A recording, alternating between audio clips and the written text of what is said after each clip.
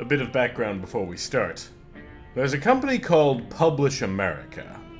Now they insist they're not a vanity press. They're totally a vanity press. And a vanity press, for those who don't know, charges authors to have their books published. So the author gets bragging rights of being published. They can say, hey everybody, I'm a published author. The company gets your money. Now a vanity press has no concern whatever for the quality of the work, because what do they care how it sells? They've already gotten paid. Now Publish America promote themselves as a traditional publisher. They are not a vanity press. They are a vanity press. They run a website called Author's Market, and at one point they published these statements. In the article Never Trust the Experts, science fiction and fantasy writers have it easier. It's unfair, but such is life. As a rule of thumb, the quality bar for sci-fi and fantasy is a lot lower than for all other fiction.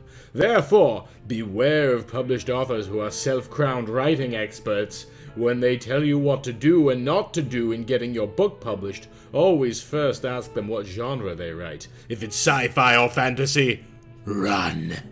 They have no clue about what it is to write real-life stories and how to find them a home, unless you are a sci-fi or fantasy author yourself. And from the article, only trust your eyes. But alas, the sci-fi and fantasy genres have also attracted some of the lesser gods. Writers who erroneously believe that sci-fi, because it is set in a distant future, does not require believable storylines, or that fantasy, because it is set in conditions that have never existed, does not need believable everyday characters. Obviously, and fortunately, there are not too many of them.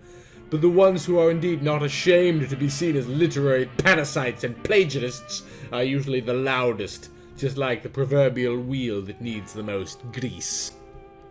And while there is a lot of shit in these genres, don't get me wrong. Thou hast need to occupy your time, barbarian. Question the female?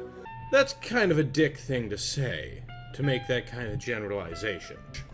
And, unsurprisingly, a couple of sci-fi authors were a little bit peeved by this.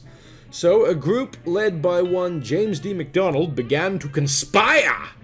The plan was to write a piece of absolute garbage, send it to Publish America, and see what this traditional publisher would do. So each author was given a chapter or a couple chapters maybe to write. Very loose guidelines, minimal interaction between authors in order to prevent consistency. 2 chapters had the exact same outline, 2 chapters had the same chapter number, 2 chapters are word for word identical, and 1 chapter was written by a deranged computer. In short, the whole book's a goddamn mess. Publish America accepted the manuscript.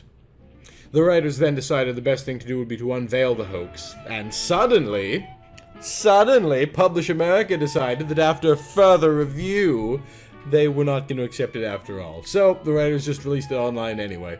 You can get the whole thing as a PDF from Wikipedia. I mean, I did. Here we go. Oh, here it goes, here it goes, here it goes again.